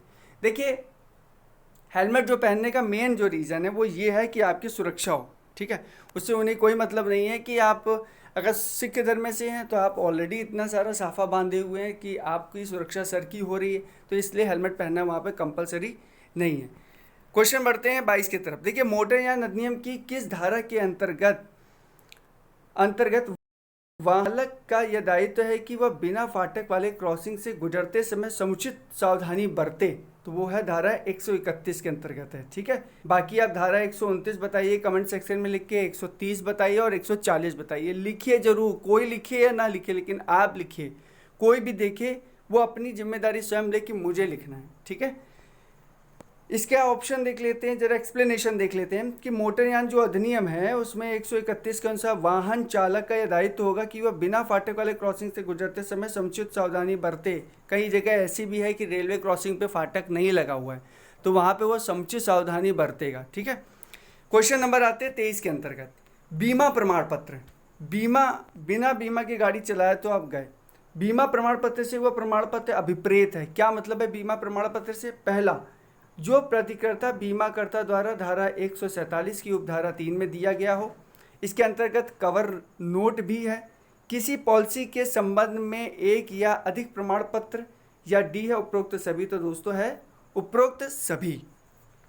क्या है? मोटरयान अधिनियम 1988 की जो धारा है उसमें 147वें पॉलिसियों की अपेक्षाएं तथा दायित्व की सीमाओं से संबंधित उपबंध दिया गया है, और इस धारा में प्रश्न से संबंधित सभी जो विकल्प थे वो यहाँ पे सारे के सारे विकल्प सही थे, जो अभी मैंने आपको तीनों पढ़ के बताए, ए बी सी तीनों विकल्प यहाँ पे सही हैं। अब आते हैं दोस्त हम लोग क्वेश्चन नंबर 24 की तरफ, ठीक है, बढ़ते हैं क्वेश्चन नंबर 24 की तरफ। अब देखिए बहुत अच्छे अच्छे क्वेश्चन है। सबसे अच्छा काम ये है ना वीडियो से आपको पढ़ाने का, कि आप जब चाहें जिधर चाहें, मॉर्निंग वॉक पे भी चाहें तो उसको कान में ईयरफोन लगा के अपना रिवीजन कर सकते हैं, सुबह उठ के कर सकते हैं, दोपहर में कर सकते हैं, कमरे के अंदर कर सकते हैं, कहीं ट्रैवल करते हुए कर सकते हैं। सबसे अच्छा जो फीचर्स है वो यूट्यूब का यही है कि आप कभी भी कितनी भी बार रिवीजन कर सकते हैं, आपको हर जगह बुक लेके चलने की ज़रूरत नहीं है, ठीक है। क्वेश्चन नंबर 24 में आते हैं। लिखा है कि टक्कर, यहाँ पे लिखा हुआ है देखिए कि टक्कर मारकर भागने संबंधित मोटर दुर्घटना के मामले में प्रतिकर के बारे में विशेष उपबंध किया गया है, किसमें? धारा 161 के तहत, ठीक है ना। मोटरयान अधिनियम 1988 के बारे में बात करी जाए तो इसमें धारा 161 में टक्कर मार कर भागने वाले जो मोटर दुर्घटना के मामले में प्रतिकर के बारे में विशेष उपबंध है। मतलब कोई ड्राइवर है, उसने किसी को टक्कर मारा, वो भाग गया, ये इसके बारे में है। 162 में धारा 161 के अधीन 161 धारा के अंतर्गत एक उप सेक्शन है 162, तो उसमें ये कहा गया कि प्रदत्त प्रतिकर का कतिपय मामलों में प्रतिदाय है। अब देखिए कितनी जटिल हिंदी है, अगर इसको कोई समझाएगा नहीं तो समझ में नहीं आएगा। धारा 163 में टक्कर मारकर भागने वाले मोटर दुर्घटनाओं के मामले में प्रतिकर के संदाय के लिए योजना है, तथा धारा 164 में केंद्र सरकार के नियम बनाने की शक्ति भी है। कल मैंने आपको इसका जिक्र भी किया था कि पहले 25,000 रुपये मिलते थे मृतक को, अब मिलेंगे 2 लाख रुपए। उसके लिए एक फ़ंड भी बनाया गया है, अभी मैं आगे चल के बात करूंगा आपसे। तो उसके लिए फ़ंड बनाया गया है कि उसमें पैसा जमा किया जाएगा, जो टक्कर मारेगा उससे भी फ़ंड लिया जाएगा और सरकार अपना मुआवजा मिला के उस पीड़ित परिवार को देगी, ठीक है। अब है देखिए यही क्वेश्चन आ गया, अभी मैं आपसे जस्ट डिस्कस कर रहा था। क्वेश्चन ये है कि यहाँ पर कि टक्कर मारकर भागने संबंधी मोटर दुर्घटना के परिणाम स्वरूप किसी व्यक्ति के घोर उपहति का मतलब समझिए बहुत ही गंभीर चोट, जैसे पैर का कट जाना, ठीक है, और मस्तिष्क में बहुत भयंकर चोट लग जाना बहुत बुरी तरीके से, जिससे वो जीवन भर के लिए किसी काम काज को करने में असमर्थ हो जाता है। तो उसको कितने रुपए की सहायता राशि दी जाएगी? तो अपडेटेड के हिसाब से 50,000 रुपये की, ठीक है ना। वो कब? वो जब वो विकलांग हो जाएगा, जिंदा है, अभी जीवित है, और अगर मृतक है, मर जाता है, तब उसको 2 लाख रुपए, ठीक है। देखिए मोटरयान अधिनियम के बारे में देखेंगे 1988 की धारा 166 में टक्कर मारकर भागने संबंधी मोटर दुर्घटना के मामले में प्रतिकर के बारे में विशेष उपबंध दिया गया है, जिसमें टक्कर मारकर भागने संबंधी मोटर दुर्घटना के परिणाम स्वरूप किसी व्यक्ति को घोर उपहति, मतलब मरा नहीं है, बहुत तेज बहुत ही बुरी कंडीशन में वो घायल हो गया है, तो उसको 50,000 रुपये का वो दिया जाएगा, प्रावधान है। ये जो दंड के रूप में उस व्यक्ति ने जो टक्कर मारा उससे दंड के रूप में वसूल किया जाएगा और पीड़ित को दिया जाएगा, ठीक है। क्वेश्चन नंबर 26 पे आते हैं। कहा गया है कि यदि कोई खतरनाक तरीके से मोटर गाड़ी चला रहा है, जो साधारण जनता के लिए भी खतरनाक बन सकता है, क्योंकि अगर लहरा रहा है, स्किट मार रहा है, गाड़ी को जंप करा रहा है, तो ये सबके लिए खतरनाक है।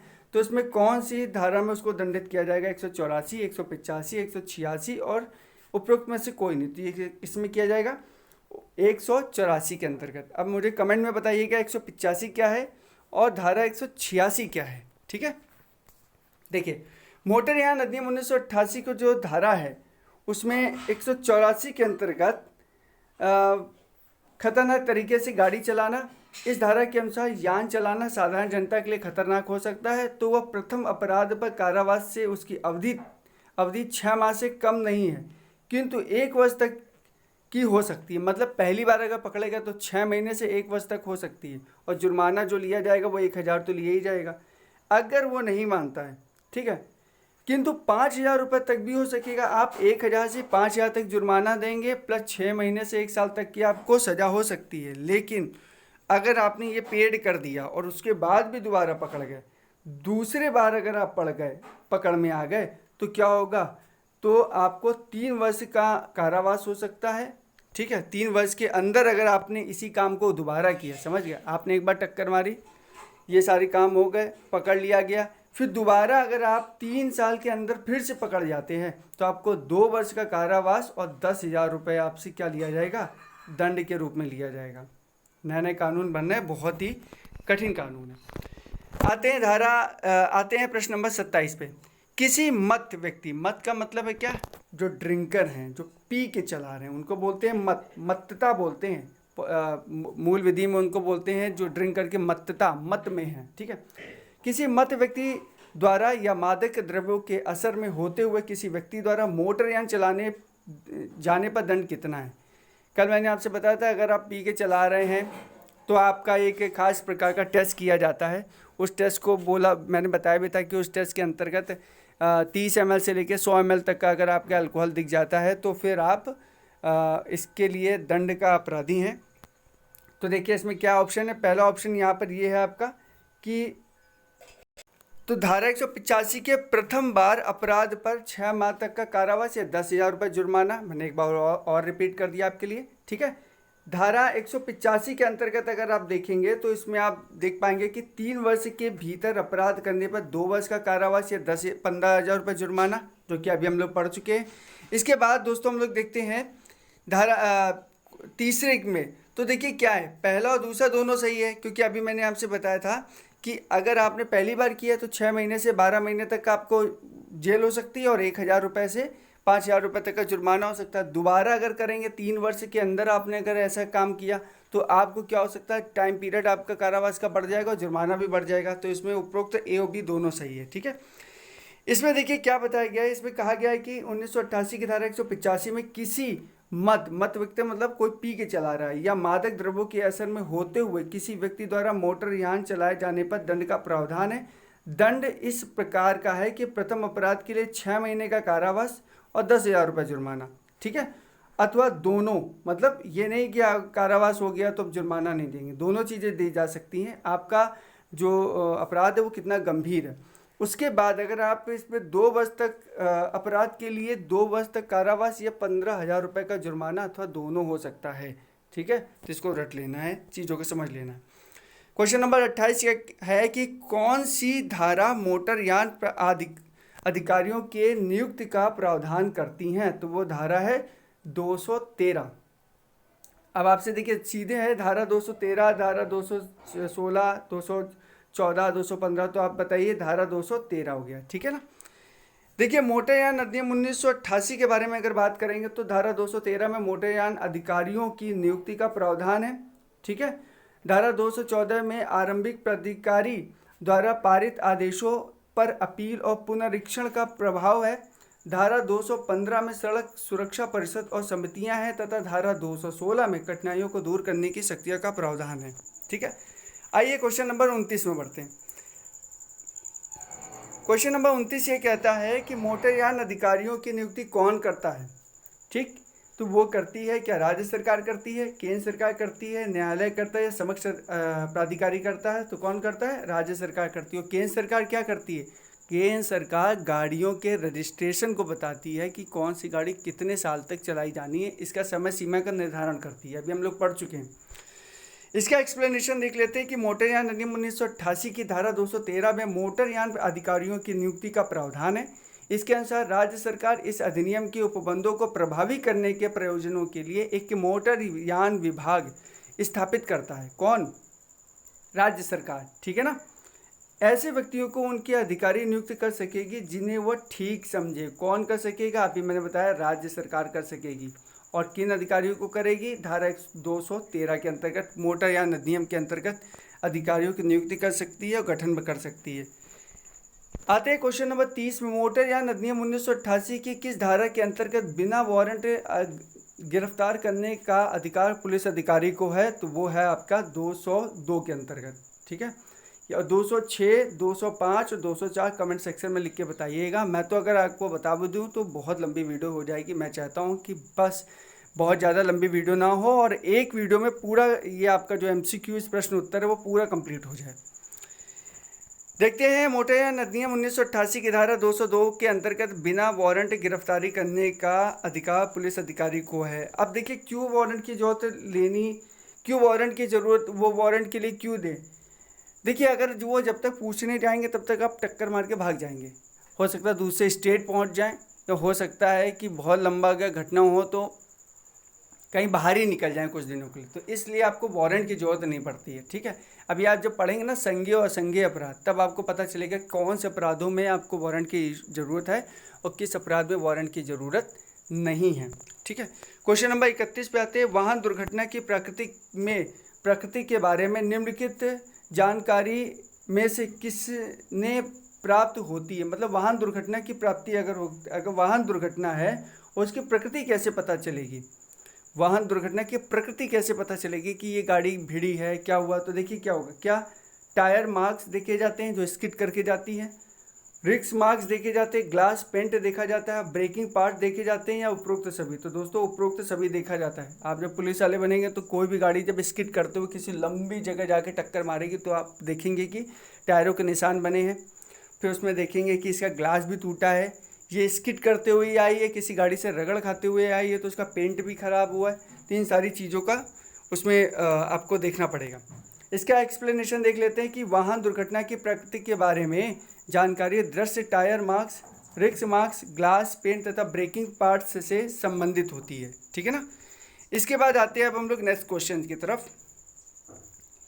अब देखिए क्वेश्चन नंबर 32 का, यहाँ से क्वेश्चन आपके बहुत इंपॉर्टेंट है, बहुत ही गजब के क्वेश्चन बनते हैं एग्जाम में। देखिए UPSI में पूछा भी गया है, ये मैं थोड़ा सा छोटा कर देता हूँ। ठीक है। इसमें देखेंगे आप कि इसमें बोला गया है कि ये जो साइन है, ये जो सिंबल है, ये सिंबल के बारे में ज़रा बताइए। सिंबल क्या है? इस सिंबल का काम क्या भाई? तो इस सिंबल का काम है कि यहाँ पे पैदल जो व्यक्ति हैं उनको जाना वर्जित है, उनको जाना नहीं है। ठीक है। पैदल व्यक्तियों को मनाही है। अभी क्रॉसिंग वर्जित मैं के बारे में बताऊंगा, बुजुर्ग लोग वर्जित के बारे में बताऊंगा, संरक्षित क्षेत्र के बारे में बताऊंगा। देखिए ये UPSI में आया हुआ है। अब आते हैं क्वेश्चन नंबर 33 में। अब देखिए ये है यातायात प्रतीक का ये चिन्ह दिया गया है।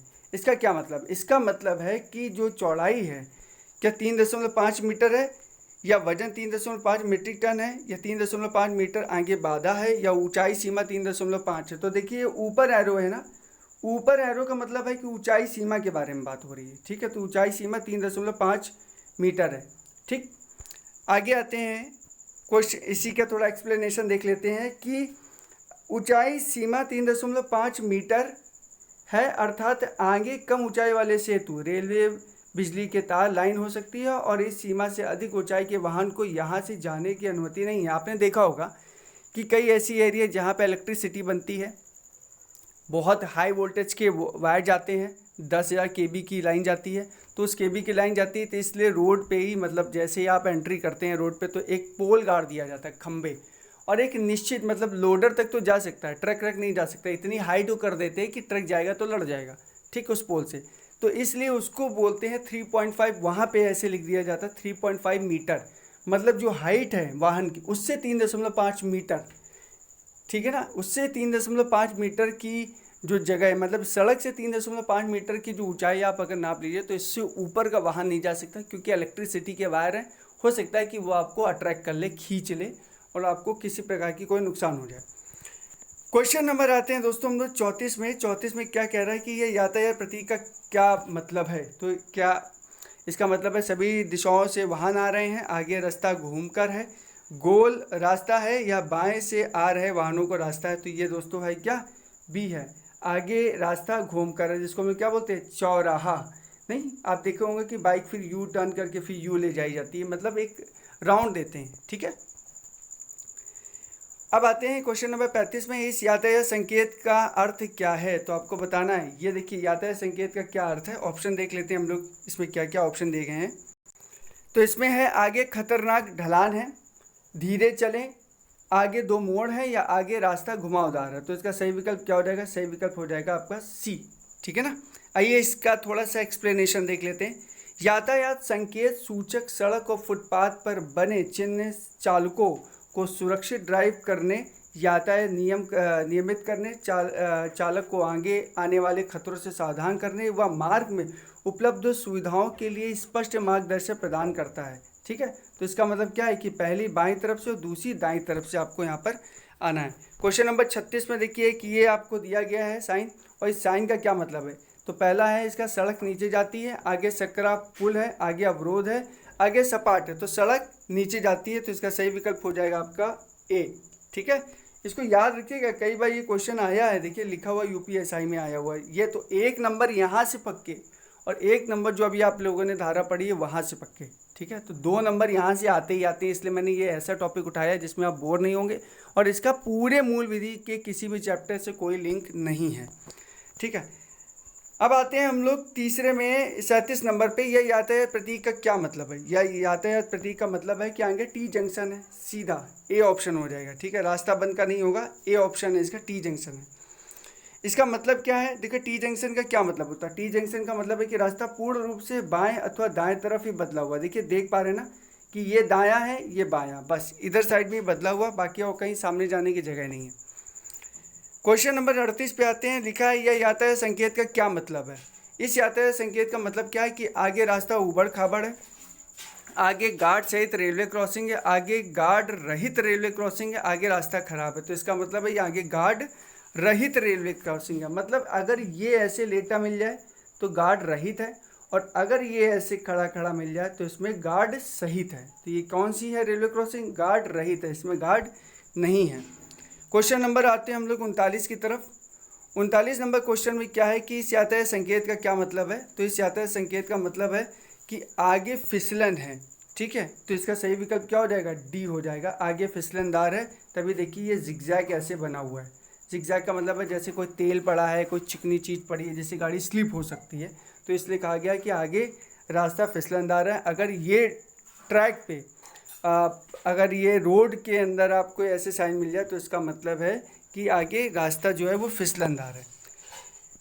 आते 40 नंबर क्वेश्चन पे, लिखा ये यातायात प्रतीक का क्या मतलब है। आगे कंपन पट्टी है, कंपन पट्टी का मतलब क्या होता है, वाइब्रेटर है, आगे 2 गति अवरोध है, आगे पहाड़ी रास्ता है, या आगे ऊबड़ खाबड़ रास्ता है। तो आगे ऊबड़ खाबड़ नहीं है, आगे क्या है, ऊबड़ खाबड़ रास्ता है। ऊबड़ खाबड़ का मतलब ऐसे ऐसे ऐसे जाके रास्ता है, ठीक है, तो इसको बोलते हैं आगे ऊबड़ खाबड़ रास्ता है।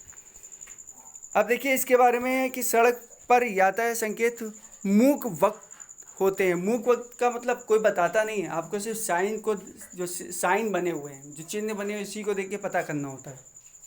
सड़क पर पैदल चलने वाले व्यक्ति और मोटर चलाने को सड़क के नियमों की जानकारी होना अति आवश्यक होती है। प्रश्न में दिए गए संकेत यह चीज़ों को दर्शाते हैं कि ये आगे जो है वो ऊबड़ खाबड़ रास्ते का प्रतीक है। अब देखिए अभी ये क्या है, इसमें ये बोला गया है कि यह यातायात प्रतीक क्या विपरीत करता है। ये वाई जंक्शन तो प्रतीक करता ही है। इसको दूसरी तरीके से ये भी बोल सकते हैं कि दो रास्ताएं आपस में मिलती हैं एक मुख्य रास्ता से, एक इसका ये भी आंसर हो सकता है, ठीक है। तो देखिए इसको तिराहा से प्रदर्शित किया जा सकता है। 3 राहों का रास्ता हो गया, तिराहा हो गया। और ये जो वाई जंक्शन है ना, इसका मतलब ही ये है कि दो जो रास्ता है वो एक रास्ता को आके मिलती हैं, ठीक है। बढ़ते हैं हम लोग क्वेश्चन नंबर 42 की तरफ। अब ये देखिए एक प्रतीक दिया गया है आपको। ये जो प्रतीक दिया गया है, इस प्रतीक का क्या मतलब है। तो इसका पहला ऑप्शन है खतरा, दूसरा आपका संरक्षित क्षेत्र के बारे में बताया गया है, तीसरा है नो पार्किंग और चौथा है रुकिए। तो इसका सही विकल्प क्या है, रुकिए, ठीक है। जब भी कभी ऐसा साइन आपको मिले तो आपको वहाँ पे टिक लगाना है, रुकिए, ठीक है। अभी हम लोग बहुत सारी प्रैक्टिस जब इस पर करेंगे तो चीज़ें और अच्छे से क्लियर हो जाएंगी।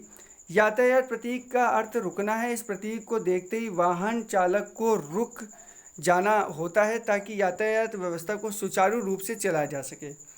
अब इसका क्या मतलब है, यह यातायात संकेत का क्या मतलब है। ये जो एक आपको बस दिख रही है और एक गोले के अंदर है, तो इसका मतलब है आगे बस डिपो या बस स्टॉप है। बी वाले में बस आ सकती है, सी वाले में बस निषिद्ध है और डी वाले में बस पार्क करना है। तो इसका सही विकल्प क्या हो जाएगा, सही विकल्प हो जाएगा ए, आगे बस डिपो है। बस डिपो मतलब जहाँ पे बसें आके खड़ी होती हैं। 44 के अंतर्गत देखेंगे, 44 क्वेश्चन के अंतर्गत ये एक ट्रायंगल के अंदर आपको एक प्लस पॉइंट दिखा है। तो इसका क्या मतलब है, आगे दवा खाना है, आगे चौराहा है, आगे अस्पताल है या दुर्घटना प्रवणता है। तो इसका मतलब है आगे चौराहा है। देखिए चौराहा बना है ना। तिराहा के बारे में भी मैंने आपको बताया, ये एक तिराहा वाला था। एक ये देखेंगे तो आपको टी जंक्शन दिखाई दे जाएगा, ठीक है ना। तो और बाकी डी वाले में क्या है कि ये आगे, ये बी वाला है, आगे चौराहा है। आगे देखते हैं हम लोग, अब आगे देखते हैं हम लोग। ठीक है दोस्तों, यह यातायात संकेत का क्या अर्थ होता है। इस यातायात संकेत का अर्थ है कि यहाँ पे जो साइकिल है, सिर्फ साइकिल चलाने वाले ही आ सकते हैं, मतलब सिर्फ साइकिल चालकों के लिए बना हुआ। देखिए मैंने आपको ऐसे बता दिया, बी केवल साइकिल चालक के लिए ही है, ठीक है। क्वेश्चन नंबर नेक्स्ट पे आएंगे हम लोग। क्वेश्चन नंबर नेक्स्ट क्या है कि ये एक आपके सामने चिन्ह है, ठीक है। इस चिन्ह को आपको बताना है क्या है। 46 नंबर का यातायात संकेत का क्या मतलब है, इस संकेत का क्या मतलब है। इस संकेत का मतलब क्या है, क्या दाईं ओर रहें, बाईं ओर रहें, दाईं ओर खड़ी ढलान है, आगे रास्ता नहीं है, वापस जाएं। तो इसका सही विकल्प हो जाएगा दाएं ओर रहें, ठीक है। इसको जरा पढ़ लेते हैं। यातायात के सुगम प्रवाह के लिए दाएं रहकर वाहन चलाएं। मुख्यतः यह चिन्ह उन सड़कों पर लगाया जाता है जहां बीच में विभाजन डिवाइडर नहीं होता है और सड़क पर दो तरफा यातायात प्रवाह होता है। आगे आते हैं, देखते हैं हम लोग इस यातायात चिन्ह का क्या मतलब है। इसका देखिए ये जो पतला है ना, इसका मतलब है जो आगे इसका पुल है वो क्या है, सकरा है। तो ऑप्शन नंबर हो गया डी। देखिए आगे का पुल जो क्या है वो सक्रिय स्थिति में है, ठीक है। ये याद रखना, ये प्रतीक सारे आते हैं। 48 नंबर पे आ रहा है ये कि एक ट्रायंगल है, उस ट्रायंगल के अंदर एक एरो ऊपर, एक एरो नीचे, ठीक, 2 एरो बना हुआ है। इसका क्या मतलब है, तो इसमें देखें आगे 2 लेन सड़क है, आगे यातायात सीधा 2 तरफा है, आगे तेज गति यातायात है, आगे सहायता एक तरफा है। तो इसका सही विकल्प हो जाएगा बी मतलब आगे यातायात सीधा 2 तरफा है। अब देखिए आगे यातायात 2 तरफा है, इसका बी विकल्प बिल्कुल सही हो जाएगा। बढ़ते हैं नेक्स्ट क्वेश्चन की तरफ। देखिए इसमें ये जो चिन्ह है इसका क्या देखिए मतलब है। इसका देखिए मतलब ये है कि बहुत ढलान वाली एरिया है, दुर्घटना प्रवण क्षेत्र है, धीरे चलें या आगे खतरनाक सड़क है। तो इसका मतलब है बहुत ढलान वाली एरिया है। तो इसका ऑप्शन क्या हो जाएगा, ए इसका बिल्कुल राइट सही आंसर हो जाएगा। इसका क्या मतलब है, ये जो 50 नंबर में आपको साइन दिया गया, इसका मतलब है पहला ऑप्शन आगे जाने दें, आगे वाहन पार्क किए हुए हैं, आगे खतरा है, आगे कोई प्रवेश नहीं है। तो इसका सही विकल्प है आगे जाने दें। देखिए लिखा है आगे जाने दें या रास्ता दीजिए, अर्थात सावधानीपूर्वक आगे बढ़ें और गोल चक्कर या बड़ी सड़क पर पहले से उपस्थित वाहनों को आगे जाने दें। इसका पूरा मतलब है, ठीक है। अब आते हैं क्वेश्चन नंबर 51 में। इस ट्रैफिक चिन्ह का क्या मतलब है? इस ट्रैफिक चिन्ह का मतलब है केवल दाईं ओर मुड़े। देखिए आपको दाईं ओर से मुड़ा है ना, तो ये ट्रैफिक जो सिग्नल है इसका मतलब क्या है? केवल दाईं ओर मुड़े। डी विकल्प इसका बिल्कुल सही है, ठीक है। बढ़ते हैं नेक्स्ट क्वेश्चन की तरफ। अब देखिए कहीं पे अगर ये ऐसा बेड लगा है तो बेड लगे का क्या मतलब है? अस्पताल है, आवासीय क्षेत्र है, आगे फर्नीचर की दुकान है, या विश्राम है, विश्राम स्थान है। तो ये क्या है? ए ऑप्शन इसका बिल्कुल सही होगा, आगे विश्राम स्थान है, ठीक है। ये इसी को दिखाता ही है कि अगर राजमार्ग पर किसी भी सड़क पर अगर ये ऐसा चिन्ह आपको देखा जा रहा है तो आप समझ लीजिए ये होटल है या कोई लॉज है, ठीक, जिसमें आप ट्रैवल करके एक लंबे सफ़र के बाद यहाँ पे आराम कर सकते हैं। क्वेश्चन नंबर 53 के अंतर्गत क्वेश्चन ये क्या था कि नीचे दी गई छवि को दर्शाता है। ये जो साइकिल है ये क्या है? देखिए 2 बार आ चुका है। तो साइकिल है तो क्या है? इसका मतलब है केवल साइकिल एरिया है, यहाँ पे सिर्फ साइकिल चलाई जा सकती है। तो अभी मैंने आपको बताया था ये 2 बार दूसरी बार क्वेश्चन आ गया रिपीट होके। अब आते हैं क्वेश्चन नंबर 54 में। ये यातायात का क्या मतलब है? ये जो यातायात संकेत है इसका क्या मतलब है? देखिए इसका मतलब ये है कि रास्ता साफ दें। इसका मतलब क्या है? रास्ता दें, ठीक है ना, रास्ता दे, जो भी वाहन जा रहे हैं इसके लिए रास्ता दे। तो डी इसका विकल्प बिल्कुल सही हो जाएगा, जिसको बोलते हैं गिव वे। अब आते हैं प्रश्न 55 के ऊपर। प्रश्न 55 में क्या कहा गया? प्रश्न 55 में कहा गया है कि राष्ट्रीय सुरक्षा अधिनियम 1980 का विस्तार कहाँ पर है? पहले संपूर्ण भारत पे नहीं था, अब क्या है? संपूर्ण भारत पे हो गया, ठीक है। तो इसका ए विकल्प बिल्कुल सही हो। कब से हो गया ये भी देख लीजिए। कोई भी अब ऐसे नियम जो संपूर्ण भारत पे पहले नहीं हुआ करते थे, जम्मू कश्मीर को छोड़ के, अब जम्मू कश्मीर में भी हो जाएंगे, क्योंकि 31 अक्टूबर 2019 से उसको लागू कर दिया गया है, ठीक है। तो 31 अक्टूबर 2019 से लागू कर दिया गया है। इसका ए विकल्प बिल्कुल सही है।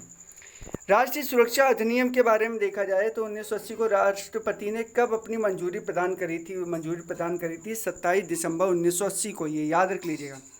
राष्ट्रीय सुरक्षा अधिनियम 1980 को राष्ट्रपति ने 27 दिसंबर 1980 को अपनी मंजूरी प्रदान की थी। क्वेश्चन नंबर 57 पे आते हैं। राष्ट्रीय सुरक्षा अधिनियम 1980 में कुल कितनी धाराएं हैं? तो उसमें धाराएं हैं 18। देखिए कल जो मैंने पढ़ाया था उसमें धारा थी 17, उसमें एक अपडेट इस बार कर दिया गया है। जैसे मैंने आपको बाद में एक लिस्ट पढ़ाई थी आखिरी में, उसी वीडियो के आखिरी में एक लिस्ट पढ़ाई थी, मैंने कहा था इसमें अपडेटेड है, तो उसमें 18 हो गए। तो इसको 18 याद कर लीजिएगा, 1980, ठीक है। क्वेश्चन नंबर आते हैं 58 में। पूरा क्वेश्चन पढ़ते हैं कि राज्य सरकार या केंद्र सरकार को यह विश्वास हो जाए कि किसी व्यक्ति द्वारा भारत की सुरक्षा अखंडता पर प्रतिकूल प्रभाव पड़ता है तो उसे रोकने के लिए उस व्यक्ति को राष्ट्रीय सुरक्षा अधिनियम 1980 की किस धारा के अंतर्गत निरुद्ध कर सकती है? तो धारा 3 के अंतर्गत कल हम लोगों ने, या लास्ट वाली जो वीडियो में हम लोगों ने इस पर डिस्कस किया है, ठीक है। अब देखिए इसमें लिखा है, इसका एक्सप्लेनेशन देख लेते हैं कि किसी राज्य सरकार या केंद्र सरकार को यह विश्वास अगर हो जाए कि किसी व्यक्ति द्वारा भारत की सुरक्षा अखंडता पर प्रतिकूल प्रभाव पड़ सकता है तो उसे रोकने के लिए वो उस व्यक्ति को राष्ट्रीय सुरक्षा अधिनियम 1980 की धारा 3 के अंतर्गत क्या कर देगी? निरुद्ध कर सकती है, मतलब उसको बंदी बना सकती है। 59 क्वेश्चन पे आते हैं, राष्ट्रीय सुरक्षा अधिनियम 1980। अब देखिए राष्ट्रीय सुरक्षा अधिनियम 1980 आ रहा है, इतनी बार आएगा कि आपको याद हो जाएगा। किस धारा के अंतर्गत केंद्र या राज्य सरकार परामर्शदात्री परिषदों का गठन करती है? वो है धारा 9 के अंतर्गत। इसका एक्सप्लेनेशन देख लेते हैं कि राष्ट्रीय सुरक्षा अधिनियम 1980 की धारा 9 के अंतर्गत इस अधिनियम के प्रयोजनों के लिए केंद्रीय सरकार या प्रत्येक राज्य सरकार जब कभी आवश्यक हो एक या उससे अधिक परामर्शदात्री परिषद का गठन कर सकती है। मतलब परामर्श ले सकती है अधिकारियों से कि इस कंडीशन में क्या किया जा सकेगा। क्वेश्चन नंबर 60, निरोध की अधिकतम अवधि का उल्लेख राष्ट्रीय सुरक्षा अधिनियम 1980 की धारा 13 में है। इस धारा के अनुसार निरोध की अधिकतम अवधि क्या है?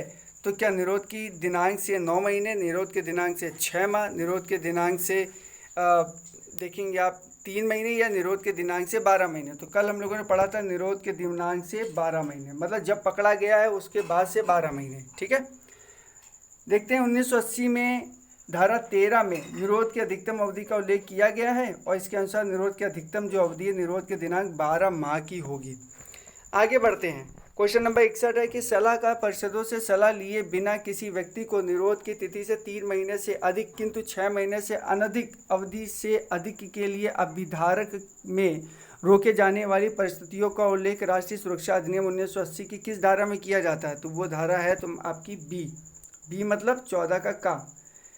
देखिए इसका एक्सप्लेनेशन देख लेते हैं। राष्ट्रीय परिषद से सलाह लिए बिना किसी व्यक्ति को निरोध की तिथि से 3 माह से अधिक किंतु 6 माह से अनधिक अवधि के लिए अभिरक्षा में रोके जाने वाली परिस्थितियों का उल्लेख राष्ट्रीय सुरक्षा अधिनियम 1980 की धारा 14 का में किया गया है। ठीक है ना। तो ये इस चीज़ को बहुत डिटेल्ड है, इसको याद रखने की ज़रूरत है। बढ़ते हैं 62 की तरफ कि निम्नलिखित में से किस राज्य में राष्ट्रीय सुरक्षा अधिनियम का विस्तार नहीं है? तो पहले विस्तार नहीं था किसमें? जम्मू कश्मीर में। अब लेकिन जम्मू कश्मीर में विस्तार है। ठीक है, नहीं है ना, तो इन्होंने लिखा नहीं है। देखिए संपूर्ण भारत में हो गया है 31 अक्टूबर 2019 के। क्वेश्चन नंबर आते हैं 63, देखते हैं। देखिए राष्ट्रीय सुरक्षा अधिनियम 1980 के अंतर्गत हिरासत की अधिकतम अवधि क्या है? तो ये है 12 महीने। अभी हम लोगों ने बात करी इसके ऊपर, 12 माह है। ठीक है ना। देखिए इसका एक्सप्लेनेशन देख लेते हैं। राष्ट्रीय सुरक्षा अधिनियम 1980 की धारा 13 के अंतर्गत यदि गिरफ्तार के पर्याप्त कारण साबित हो जाते हैं तो व्यक्ति को तुरंत गिरफ्तार कर लिया जाएगा और 12 महीने तक हिरासत में रखा जाएगा। समय अवधि पूरी होने से पहले ना तो सज़ा समाप्त की जा सकती है और ना ही उसमें फेरबदल किया जा सकता है। अब 12 महीने रखा जाएगा, पूछताछ होगी, फिर उसके बाद सज़ा मिलेगी। सज़ा का प्रावधान और भी लंबा हो सकता है। ठीक है, तो आपको ये याद करना है। देखिए आपको मैंने पूरा पढ़ा दिया है और अब इससे बाहर कोई भी आपका जो क्वेश्चन है यातायात अधिनियम और राष्ट्रीय सुरक्षा अधिनियम से नहीं आएगा, ये मैं दावा कर सकता हूँ, क्योंकि घटना चक्र मैंने बता दिया है। बहुत ज़्यादा और कोई डीप मत जाइए, क्योंकि इससे क्वेश्चन आने हैं, पूरी मूल विधि से क्वेश्चन आने हैं मुश्किल से मुश्किल 6। ठीक है ना। अब मैं पूरे टॉपिक जब कंप्लीट करा दूंगा ना, तो एक क्वेश्चन यहाँ से चिन्ह का फिक्स हो गया और एक क्वेश्चन हो गया धारा का, तो यातायात अधिनियम में आता है। बाकी सारे जो होंगे मैं हर टॉपिक में आपको बताता रहूँगा।